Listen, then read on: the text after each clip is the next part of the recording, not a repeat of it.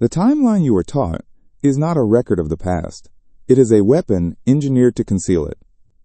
We are shown masterpieces of engineering, springing fully formed from the minds of men in primitive carts. But where are the mistakes? The flawed prototypes, the centuries of trial and error the official narrative requires? It's as if the designs were not evolved, but inherited from a memory we were forced to forget. Haven't you always felt it? That subtle dissonance in the story we were sold. If you feel this static in the timeline, leave your coordinates. Where and what time are you watching from? To understand a crime, you must first refuse to look away from the scene. Our history is not a library, it is a cold case, and the evidence has been tampered with in plain sight. We are told to accept the official story, to file these anomalies under coincidence or artistic license, but we will not. We will be the forensic investigators of our own past. Let us begin with Exhibit A, the map. Look at this. The Asterix Theatrum Orbis Terrarum of Ortelius, dated 1570. Feel the texture of the paper through the screen, the weight of the ink. Now, observe the men depicted in its margins. Men in ruffled collars and plumed hats, their world supposedly defined by the speed of a horse and the reach of a sword. A cargo cult imitation of a pattern found scattered across the globe. They did not revive it, they found it, they claimed it. And they built a cover narrative around it. Let us jump again. South, to Buenos Aires, the Metropolitan Cathedral. Then west, to San Francisco, the Palace of Fine Arts. Then across the Pacific, to Melbourne, the Royal Exhibition Building. Helsinki, Havana, Mumbai. The pattern repeats with the chilling precision of a fractal. It is a global architectural signature, a standardized design language that predates the very nations that claim to have built them. These are not independent creations of disparate cultures. That is the great lie. They are the surviving nodes of a single interconnected worldwide civilization. A civilization that was shattered. A civilization that had to be erased. To erase a global empire, you must do more than topple its statues. You must sever the connections between its outposts. You must make each surviving city believe it is unique, that its history is local, and its grandest structures are a testament to its own isolated genius. How is this achieved? You don't just build new walls of brick and mortar. You build walls of time. The Gregorian reform was not a simple calendar adjustment. It was the installation of a new operating system for the control matrix. Yet, what do they hold in their hands? They hold a perfect globe, a satellite's eye rendered in ink and parchment. We are shown a coastline of Antarctica, not as the frozen wasteland we know, but as a living, breathing continent, free of ice. They call this a guess, a cartographer's fantasy, but it is rendered with a precision that would not be rediscovered for another 400 years. We see islands that have vanished, land masses that have sunk. This is not a map of their world. It is a photograph of a world that was. This is the very definition of cognitive dissonance. The anachronism is the evidence. Look closely at this coastline. If you, too, see the impossibility of it all, if you feel the logical breach in your own mind, then signal your acknowledgement. Let the algorithm know that more eyes need to be opened to this crime scene. Now, let us move from the two-dimensional evidence to the three-dimensional, from the paper to the stone. All over the world, a silent network of structures dots the landscape. They call them star forts. Palmanova in Italy, Bourtange in the Netherlands, Fort Jefferson, and the Florida Keys. The official narrative scatters their creation across centuries, assigning them to different kings, different wars, different cultures. Colonialism was not merely a mission of conquest for gold and spices, it was a crusade of synchronization. The fleets of Spain, Portugal, England, they were not just carrying soldiers and missionaries, they were carrying a virus, a temporal virus. They were enforcing the new timeline, stamping the Gregorian date on every corner of the earth to ensure the entire planet would forget the old world in unison. The Great Silence had to be universal, but this grand deception, this architectural and chronological reset, would be meaningless without the final, most crucial element, repopulating the board. A world full of magnificent, empty cities is a question that answers itself. You cannot have cyclopean structures inhabited by a handful of mud-stained survivors huddling in the ruins. You need a population that believes its recent ancestors built these wonders. And so, the most insidious phase of the operation began, the Great Repopulation. Consider the 19th century, the era of the so-called orphan trains. We are taught this was a philanthropic endeavor, moving destitute children from overcrowded eastern cities to the farmlands of the Midwest. It is a heartwarming story. It is also a lie. This was not charity, it was a seeding program. A systematic distribution of human assets, blank slates with no family history, no grandparents to tell them stories of the world before the cataclysm. It is a masterful act of chronological misdirection. Because when you look at them from above, the lie dissolves.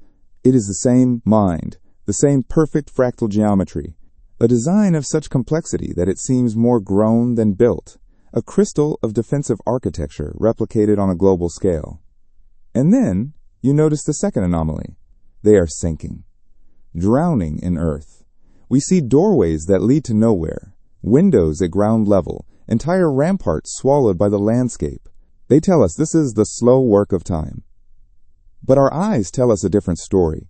We are looking at the wreckage of a single catastrophic event. A global system, a grid of what could only be described as inherited technology, partially buried by a cataclysm they refused to name. These were not forts built by men with horse-drawn carts and primitive tools. The sheer scale, the impossible logistics, the shared esoteric design, it screams of a unified, advanced civilization. The peasants in the paintings, with their muddy boots and wooden wagons, are not the builders. They are the survivors, squatters living in the shadows of incomprehensible giants. We are looking at a cover narrative sculpted in stone. The time was stretched, the stories invented, for one simple reason: to make you believe that these interconnected nodes of a planetary network were just a series of unrelated, primitive forts. These children were the new software loaded into the old hardware of the inherited cities. The 300-year phantom timeline was the key to making it all work. It provided the necessary buffer. An orphan, given a new name and a new home, could be given a fabricated lineage. Your great-great-grandfather, they would be told, was a pioneer. He came here with nothing, felled the trees, and built this town with his bare hands. The lie is plausible only because of the artificial centuries inserted into the record. It creates a foggy, distant past, just beyond the reach of living memory, a space where heroic fables can be planted.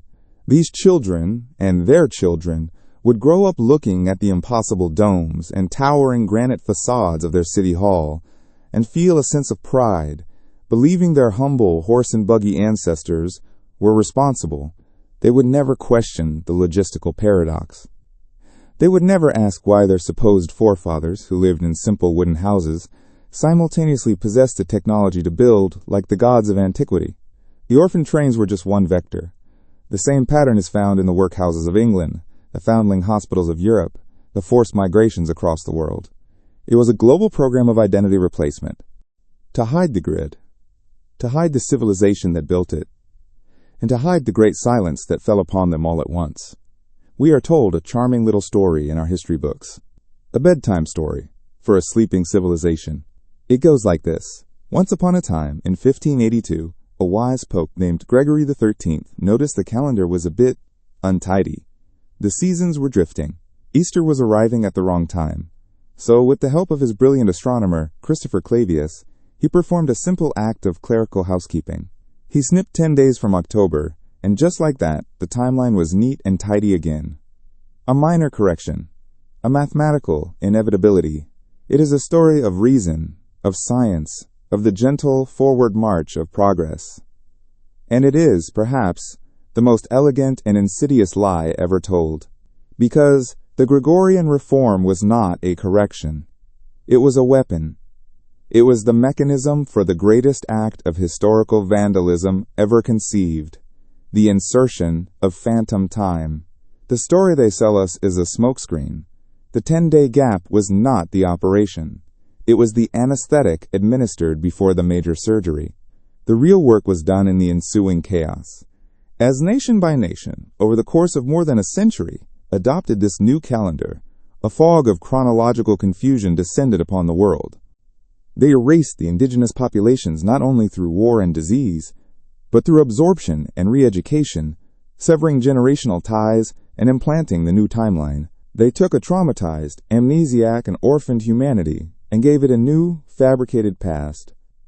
A short, brutal, primitive past, to make us grateful for the meager progress they offered us. We are the descendants of this program. We are a civilization suffering from a phantom limb syndrome of the soul. We feel the ghost of a magnificent past we cannot remember, a history that has been surgically removed. This is not a story from a distant land. This is the story of the ground beneath your feet. The evidence for this inherited reality is not hidden in a secret vault. It is hiding in plain sight, masquerading as your local history. Look at the old bank in your town, the central library, the courthouse, the state capitol. Look at the buildings from before the age of steel and cranes. Notice the foundations buried deep below the modern street level, a clear sign of the mudflood event. Notice the grand entrances on what is now the second floor. Notice the impossible scale, the ornate detail that serves no functional purpose in our world, but speaks of a different science, a different understanding of resonance and energy. Dates no longer aligned. Anniversaries vanished. Historical records became a tangled mess of old style and new style dating. It was the perfect environment, the perfect storm of bureaucratic noise, to commit the perfect crime. To quietly inject 300 years of fabricated history into the timeline, a buffer zone of pure fiction designed to push our true, magnificent past into the realm of myth. And who was the chief architect of this grand deception? They give us a name, a convenient scapegoat to pin this miracle of fabrication upon: Joseph Justus Scaliger, the father of modern chronology. We are shown portraits of him, a stern, bearded academic, a titan of Renaissance scholarship. They tell us that this one man, from the quiet of his study, armed with little more than ancient texts and a formidable intellect, single-handedly synchronized the entire history of the world. He allegedly took the scattered, contradictory timelines of the Egyptians, the Greeks, the Romans, the Persians, and the biblical patriarchs, and wove them into the single, seamless, linear narrative we are all taught from birth. This is not history. This is a creation myth. We are asked to believe that one man, living in an age of horse-drawn carts and rampant disease, accomplished a data synthesis task that would challenge a supercomputer today. Do these structures match the story you were told about your town's humble pioneer origins? They are the silent witnesses. They are the glitches in the matrix. Tell us where you are. Show us the anomalies in your own backyard. The synchronized empire left its footprints everywhere, waiting for its orphaned children to finally look down and recognize the truth of who we are and what we have lost.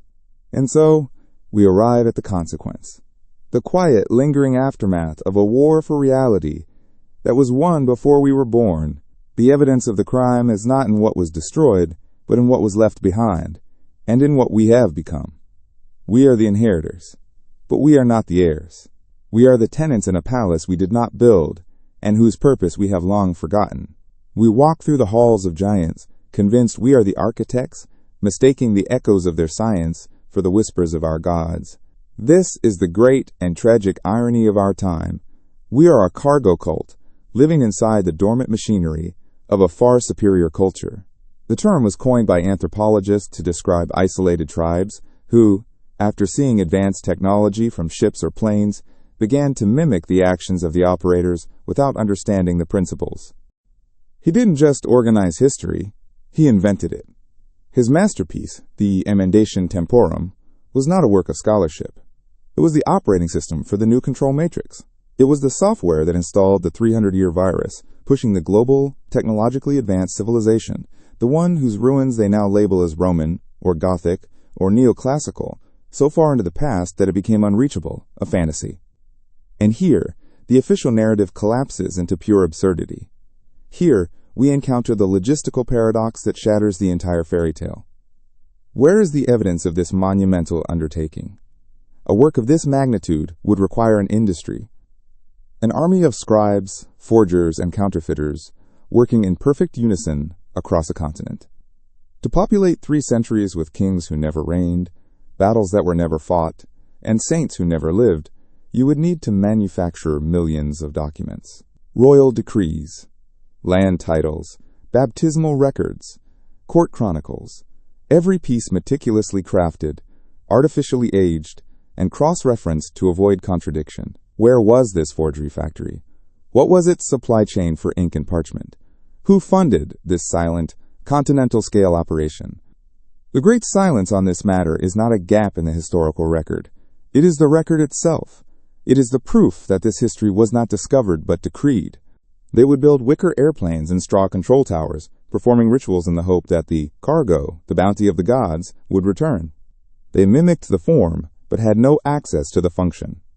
Look around you. Look with eyes unclouded by the cover narrative. Are we so different? We inhabit a world of inherited technology that we no longer comprehend. We have taken the functioning hardware of a lost age and ritualized it into impotence. Consider the great cathedrals. They tell us these structures were built over centuries by men in rags, using pulleys and piety as monuments to a silent deity. But feel the space. Feel the resonance in the stone. These were not built for silent prayer. They were sonic machines. Resonant chambers designed to harness and amplify the frequencies of the earth and the atmosphere. The soaring vaults, the precise geometry of the rose windows, the metallic spires reaching for the sky. This was not architecture. It was acoustic engineering. These were power plants, nodes in a global energy grid, vibrating with a purpose we can no longer hear. And what do we do in them now? We enforce silence. We light candles to replace a brilliant wireless illumination. We hang crude, clanging bells in towers designed to transmit harmonic frequencies. It was not researched, but written, handed down from an unseen authority that had the power to not only invent a past, but to erase any memory of the process. They want us to believe in the lone genius Scaliger, because the alternative is too terrifying to contemplate, that our history is a top-down fabrication, enforced by a power that survived a cataclysm we were never meant to remember. This engineered timeline was the key to their cover-up narrative. It allowed them to take the identical, inherited technology of the star forts, scattered across the globe, and assign them to different builders in different fabricated centuries. It allowed them to take the global architectural style, the one we see in the capitals of Washington, Havana, and St. Petersburg, and pretend it was the result of a classical revival, a sudden, inexplicable nostalgia for an empire that could never have built on such a scale. It's a grand exercise in cognitive dissonance. We stand inside colossal structures that our own engineers would struggle to replicate today, and we are told they were built by men in tights and plumed hats, using hand tools and animal labor. We are shown their portraits, their primitive maps, their quaint superstitious writings, and we are expected to believe these were the minds, these were the hands, that raised heaven-scraping domes and laid out cities with a geometric precision that resonates with the very frequencies of the planet. We have turned a symphony into a dirge. We perform the rituals of a cargo cult, praying inside a dead machine, hoping for a spiritual connection that was once a physical reality. This mimicry, this functional decay, is everywhere. It is the defining anomaly of our civilization, the star forts, those magnificent fractal geometries dotting the globe. The official narrative scatters their construction across centuries and continents, assigning them to warring kings and paranoid empires. A logistical impossibility. In truth, they are the visible components of the same planetary grid, the earthworks of the energy circuit. They were not built to keep out men with cannons. They were built to channel and stabilize immense energetic forces. Today, we call them forts, historic sites, tourist attractions. We walk their ramparts, oblivious to the dormant technology beneath our feet. We have repurposed a power station into a park. We have turned a circuit board into a museum piece. The obelisks, piercing the skies in the centers of our most powerful cities. We are told they are monuments, sterile needles of stone celebrating forgotten victories. But they were acupuncture needles for the planet, harmonizing the electromagnetic field, interacting with the resonant technology of the surrounding architecture. We stare at them, read the plaques, and feel nothing of their true function. So, you must ask yourself, as you stand in the shadow of these impossible buildings, which story truly sounds like a fairy tale? The one about a lost, unified civilization whose power we are only beginning to rediscover?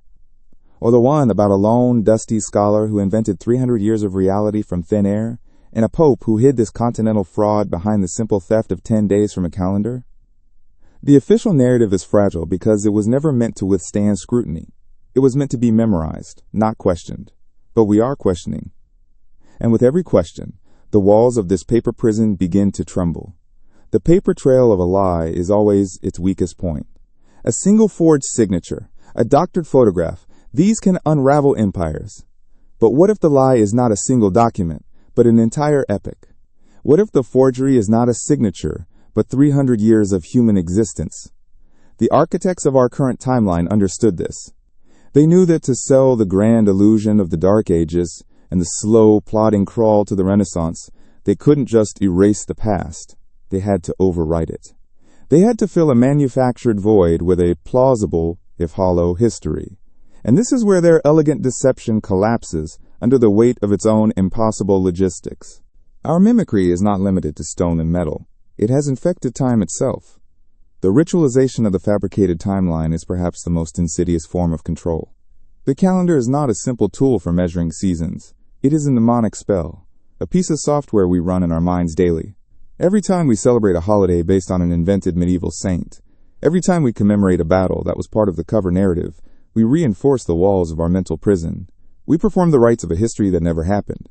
We pour our emotional energy into the ghosts created by the timeline engineers, giving them life, making them real. This continuous collective ritual is the mechanism that keeps the true past buried. It is the ongoing maintenance program for the great amnesia. We are not just living in the ruins of a lost civilization. We are actively, if unconsciously, ensuring it stays lost. This creates a profound and painful cognitive dissonance. A deep, unnamed sorrow pervades the human spirit. We feel a cosmic orphanhood. We walk through impossibly grand cities, dwarfed by structures our own hands could never replicate. With the tools our history claims we had, we sense the ghost of a superior function in the world around us. This is the audit they never wanted us to perform. Let us, for a moment, abandon the romance of history and enter the cold, brutal world of project management. Let us talk in tons, in man-hours, in supply chains. The task, to fabricate 3 centuries of detailed history for, let's be conservative, the 10 major kingdoms of Europe. The premise states this requires a minimum of 1,000 key documents per decade, per kingdom. The mathematics are simple, and they are damning.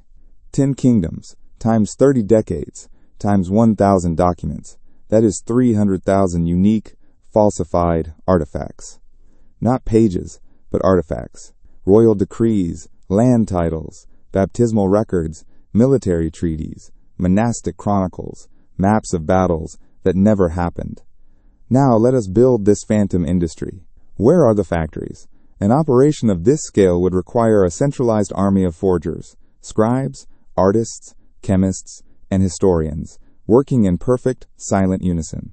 We are not talking about a few monks in a scriptorium. We are talking about a clandestine bureaucracy dwarfing any known institution of the time. Who paid them? Who fed them? How was this conspiracy, involving tens of thousands of skilled artisans, kept secret for generations? The slightest leak, a single, disgruntled forger, would have exposed the entire control matrix, yet the historical record shows no such organization. We feel the hum of a forgotten frequency in our very bones. We know, on a level deeper than words, that we are living in a museum, a functional necropolis. And we are the caretakers who have forgotten what it is we are meant to be guarding. This feeling of disconnect, of living in a world that doesn't quite add up, is not a flaw in your thinking. It is a feature of your awakening. It is the signal that the dormant memories are beginning to stir. If this vision of an amnesiac humanity, of a cargo cult performing rituals in the ruins of a technological palace resonates with you, if you feel the truth of it in the silence of a cathedral or in the shadow of an obelisk, then check if you are subscribed. We need awakened minds around here. We need to remember, together. The silence we inherited was not born of peace. It is the ringing in the ears after a great and terrible noise. The grand amnesia was not an accident of history. It was the intended outcome of a crime scene scrubbed clean. The rituals we perform in these magnificent empty shells of buildings are the echoes of a purpose we were forced to forget. And to understand the forgetting, we must first face the event that was so terrifying, so absolute, that 300 years had to be invented to hide it. There is only the great silence. Let's move to raw materials. To produce 300,000 authentic-looking medieval and Renaissance documents, you need parchment and vellum. One substantial document could require the skin of an entire calf or sheep. We are therefore looking at a required slaughter of hundreds of thousands of animals, an industrial-scale livestock operation dedicated solely to creating the substrate for a lie. Where are the records for these massive herds? Where are the tanneries that process these skins, using tons of lime and foul-smelling chemicals, all without alerting the surrounding populations? Then there is the ink. Iron gall ink, the standard of the era. This requires oak galls, iron salts, and gum arabic. To produce ink for 300,000 documents would require harvesting entire forests of their galls. It is a logistical paradox of staggering proportions, an industrial-scale operation that left no industrial footprint, no purchase orders, no guild records, no waste dumps. It simply happened. And the most difficult step, the aging. How did they artificially age these documents with perfect consistency across a dozen nations, centuries before the advent of modern chemistry? How did they replicate the precise effects of oxidation, humidity, and insect damage, tailored to the supposed climate of each document's origin? To believe the official narrative is to believe in a secret, pan-European organization with a technological sophistication in chemical engineering that would not be seen again until the 20th century. The cataclysm was not a slow decay. It was a singular, instantaneous event, a weaponized reset.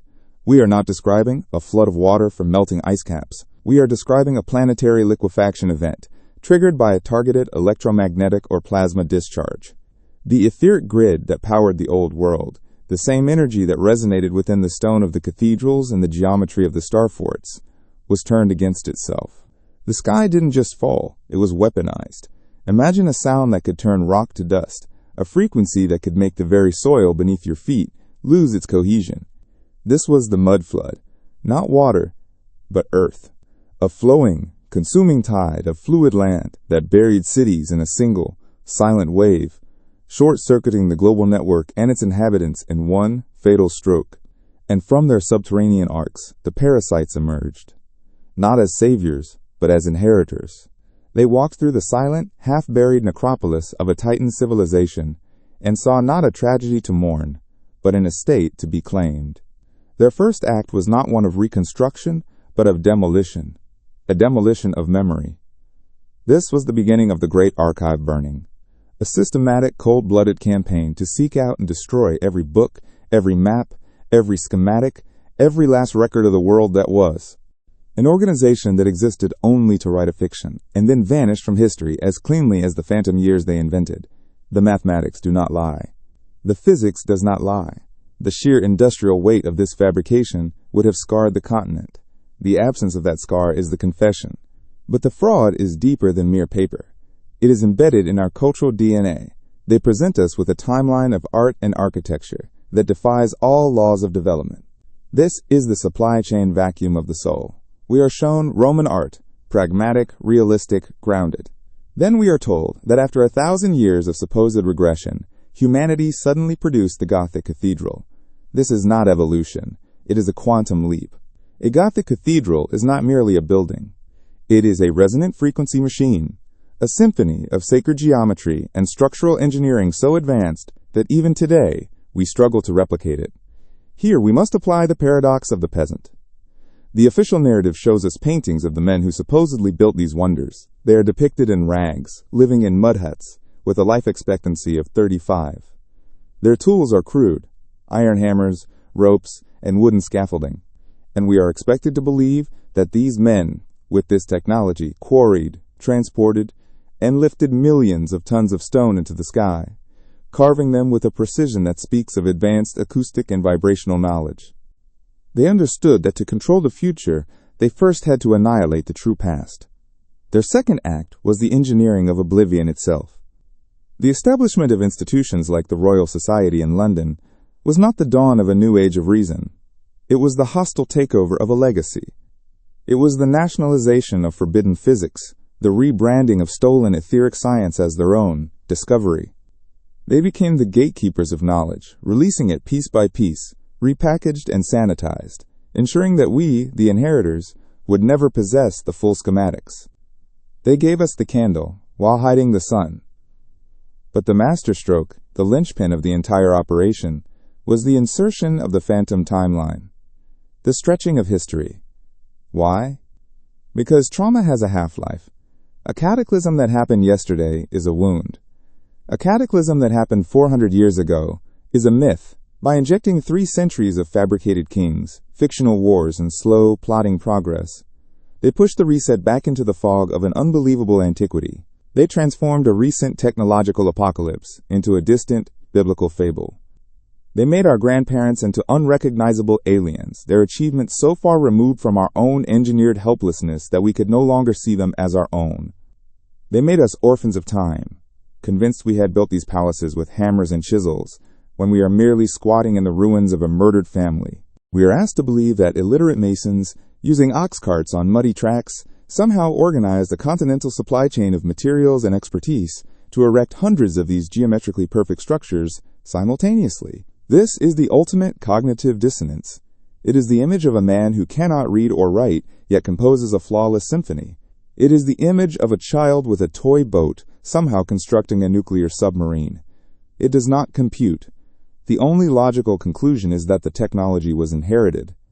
The builders of the official narrative were not the creators. They were the first scavengers, the survivors of a global cataclysm, emerging from the mud to find these silent, magnificent engines dotting the landscape. The Renaissance was not a rebirth of classical knowledge. It was a cargo cult. It was the desperate attempt of an amnesic species to understand the fragments of a godlike ancestor. They saw the cathedrals, but they no longer understood their function as potential energy plants. So they converted them into places of silent worship, ritualizing the form while having lost the function. They found the statues of perfectly formed beings and, unable to replicate them, called them gods and heroes of a mythical past they had just invented. This is not progress. This is the archaeology of a broken memory. They engineered our oblivion. They built the very walls of the timeline in which we are imprisoned. Silence is their most powerful weapon, the final lock on the door to our past. And that is why sharing this information is not a passive act. It is our defense. It is the key turning in that lock. Send this to someone who needs to awaken. And so we arrive at the final, quiet horror.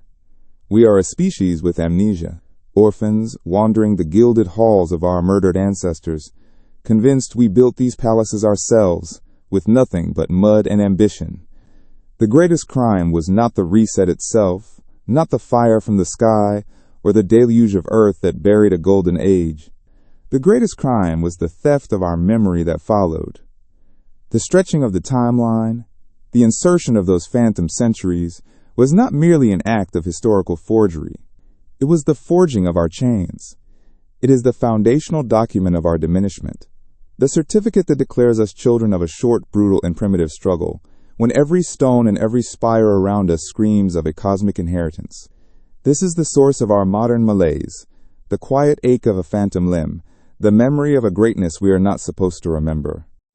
This is the story of orphans trying to make sense of their parents' abandoned mansion, convincing themselves they built it all with their own hands. They didn't just add 300 years to the calendar. They erased the memory of who we were and replaced it with a fiction of who they wanted us to be, small, primitive, and eternally grateful for their enlightenment. The numbers tell us one story. The official history tells us another.